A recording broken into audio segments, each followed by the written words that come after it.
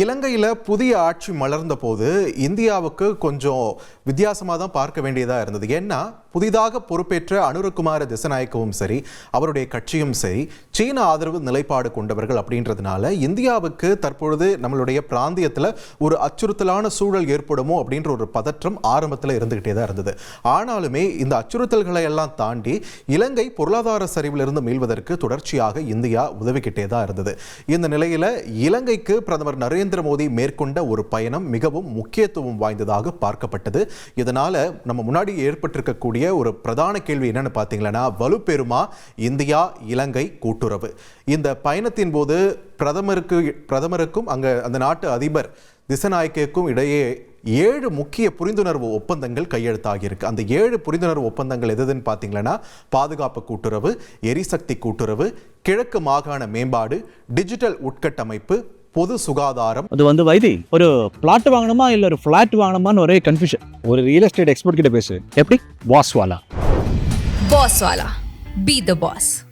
வர்த்தக மேம்பாடு, பிராந்திய வளர்ச்சி.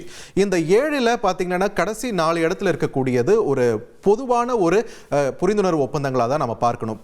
பார்த்தீங்கன்னா பிராந்திய வளர்ச்சின்றது அண்டை நாடுகளோட வழக்கமாக எல்லா நாடுகளும் மேற்கொள்ளக்கூடிய ஒரு ஒப்பந்தம் தான். வர்த்தக மேம்பாடுன்னு பார்த்துக்கிட்டிங்களேன்னா, ட்ரம்ப் விதிச்சிருக்கக்கூடிய அந்த ரெசிப்ரோக்கல் டாரிஃப்னு சொல்லப்படக்கூடிய பதிலடி வரி இருக்கு இல்லையா, இந்தியாவுக்கு 26%, இலங்கைக்கு 44% வரி விதிச்சிருக்காரு.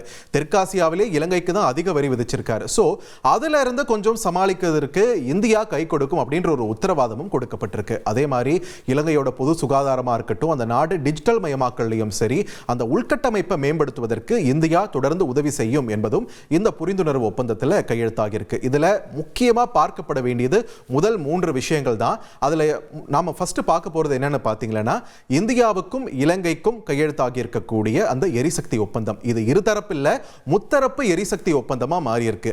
இந்தியா, இலங்கை, அதோடு சேர்த்து ஐக்கிய அரபு அமீரகம், இந்த 3 நாடுகளுக்கும் இடையே செய்யப்பட்டிருக்கக்கூடிய இந்த ஒப்பந்தத்தின்படி திருகோணமலை பகுதி இலங்கையுடைய புதிய மிகப்பெரிய எரிசக்தி முனையமா மாற்றுவதற்கான பணிகள் மேற்கொள்ளப்பட இருக்கின்றன.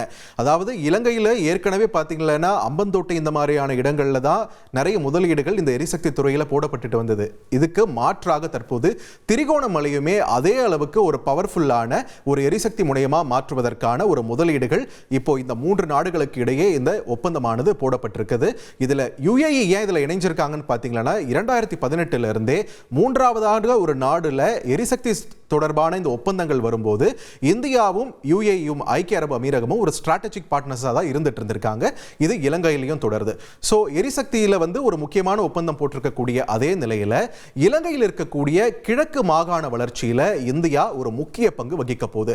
கடந்த சில ஆண்டுகளாகவே பார்த்தீங்கன்னா நிறைய விஷயங்களை நம்ம நிதியுதவி பண்ணிட்டு தான் இருக்கோம். அந்த வளர்ச்சியில் ஒரு முக்கிய பங்கு எடுத்திருக்கோம். மீண்டும் அந்த கிழக்கு மாகாணங்கள், அது முக்கியமாக சொல்லணும்னா தமிழர்கள் அதிகம் வசிக்கக்கூடிய அந்த கிழக்கு மாகாண பகுதிகளில் வளர்ச்சி பணிகளுக்காக இந்தியா தரப்பில் இருந்து ஒரு நிதி ஆதரவு தொகுப்பு வழங்கப்பட இருக்கிறது.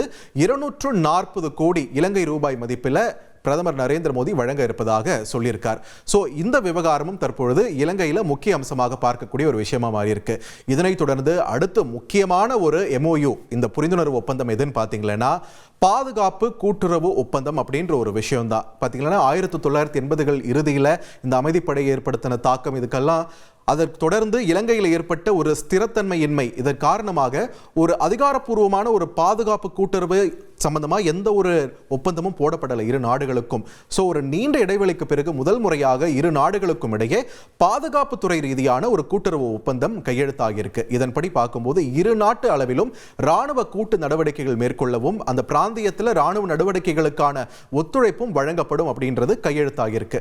இதுக்கு பார்த்தீங்கன்னா ஒரு பக்கம் இந்த பிராந்தியத்தை பொறுத்த வரைக்கும் தெற்காசிய பிராந்தியத்தில் இது ஒரு நல்ல நகர்வு அப்படின்னு ஒரு ஆதரவு குரல்களும் இருக்கு. இன்னொரு பக்கம் எதிர்ப்பு குரல்களும் இருக்கின்றன. இங்க தமிழகத்தை எடுத்துக்கிட்டோம்னா மதிமுக தலைவர் வைகோ இதுக்கு எதிர்ப்பு தெரிவிச்சிருக்காரு. தமிழர்களுக்கு எதிரான அந்த இலங்கை ராணுவம் செயல்பட்டதெல்லாம் மேற்கோள் காட்டி தற்பொழுது அவங்களோடவே நீங்க கூட்டு நடவடிக்கை குழு எடுப்பீங்களா, இந்த மாதிரியான விஷயங்கள்லாம் அவர் பதிவு பண்ணியிருக்காரு. அதே நேரத்தில் இலங்கையிலுமே தற்பொழுது அரசில் இருக்கக்கூடிய கட்சியில் இருக்கக்கூடிய முக்கிய தலைவர்கள் சிலருமே கூட இதற்கு எதிர்ப்பு தெரிவிச்சிருக்காங்க. இலங்கையுடைய உள்விவகாரத்தில் இது இந்தியா தலையிடுவதற்கான வாய்ப்புகளை ஏற்படுத்தி கொடுக்கும் அப்படின்ற ஒரு விஷயத்தையும் அவங்க இதன் மூலமா பதிவு பண்ணியிருக்காங்க.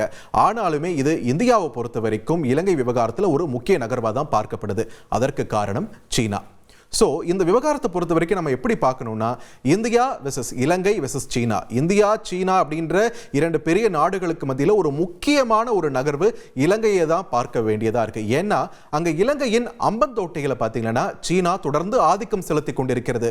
ஏற்கனவே 100 கோடிக்கும் அதிகமாக அந்த பகுதியில் முதலீடு செஞ்சிருக்கக்கூடிய சீனா பல்வேறு வளர்ச்சி பணிகள், துறைமுகம் சார்ந்த வளர்ச்சி பணிகளையும் மேற்கொண்டுட்டு இருக்காங்க. அது மட்டும் இல்லாமல் சமீபத்தில் சீனாக்கு போயிட்டு வந்து அனுரகுமார திசநாயக்க என்ன பண்ணியிருக்காரு, அங்கிருந்து முதலீடுகளை ஈற்று வந்திருக்காரு. அதுல 370 கோடி டாலர்கள் மதிப்பிலான ஒரு முதலீடு அதே அம்பந்தோட்டையில் மேற்கொள்ளப்பட்டிருக்கு ஒரு சீன எரிசக்தி நிறுவனத்தால. அது மட்டும் இல்லாம அம்பந்தோட்டை துறைமுகம் 99 ஆண்டுகளுக்கு சீனா கட்டுப்பாட்டில் தான் இருக்க போதுன்ற நிலையில அங்க உளவு கப்பல்கள் வந்து போற அந்த போக்குவரத்து இருக்கு இல்லையா, அதுவும் இந்தியாவிற்கு அச்சுறுத்தலாக மாறும் என்பதால் தொடர்ந்து கவனம் பெற்றுக்கொண்டே இருந்தது. இது சம்பந்தமா ஆரம்பத்திலேயே அவங்க தரப்புல இருந்து விளக்கம் கொடுத்தாலுமே தற்பொழுது திடமான ஒரு பதிலும் வந்திருக்கு. அதுக்கு முன்னாடி இந்த இந்தியா வெர்சஸ் இலங்கை வெர்சஸ் சீனால இலங்கையில் 2 நாடுகளும் எப்படி ஸ்ட்ராட்டஜிக்கா இப்ப பிளேஸ் ஆயிருக்காங்கன்றத பார்த்துடலாம். இந்த மேப்பை பார்த்தீங்கன்னாலே உங்களுக்கு தெரியும். அந்த கார்டு மாத்திடலாம்.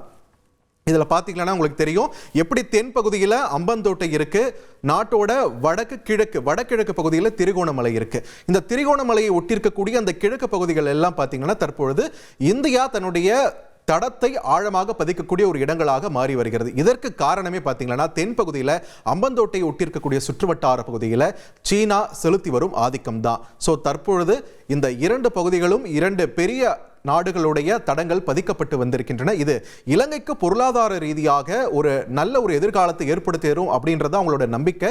ஆனால் வரும் நாட்களில் அது எப்படி மாற இருக்கிறது நிலைமை, ஏன்னா சீனாவை பொறுத்த வரைக்கும் டெப் ட்ராப் இந்த மாதிரியான விஷயங்கள் தொடர்ந்து அவங்களுக்கு ஒரு அச்சுறுத்தலை கொடுத்துக்கிட்டே இருந்தது. அதனால தான் ஒரே நாடு சார்ந்திருக்க வேண்டாம் அப்படின்ற ஒரு நிலைப்பாடுக்கு இலங்கை வந்துட்டாங்க. ஸோ இந்தியா கொடுக்கக்கூடிய இந்த ஆதரவு கரத்தை நட்பு கரமாக ஏற்றுக்கொண்டிருக்கிறது இலங்கை என்று சொன்னால் அதற்கு மாற்று கருத்தே கிடையாது.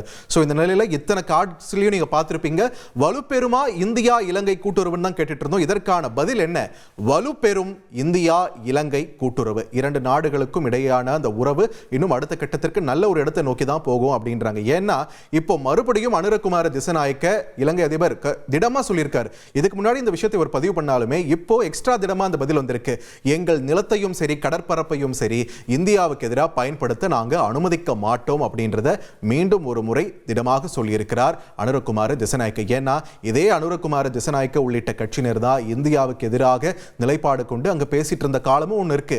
அதிலிருந்து தற்பொழுது இறங்கி வந்து இந்தியாவுக்கு ஆதரவான ஒரு நிலைப்பாடாக தற்பொழுது மாறி இருக்கக்கூடிய சூழலை நம்ம கவனிக்க வேண்டியது அவசியமாகிறது. ஸோ பிரதமருடைய இந்த இலங்கை பயணம் இந்தியாவிற்கு ஒரு வைட் ரேஞ்ச் ஆஃப் பிக்சர் பார்க்கும்போது, பிராட் வியூவில் பார்க்கும்போது இது ஒரு நல்ல விஷயமாக தான் அமைஞ்சிருக்கு என்பதற்கு மாற்று கருத்தே கிடையாது.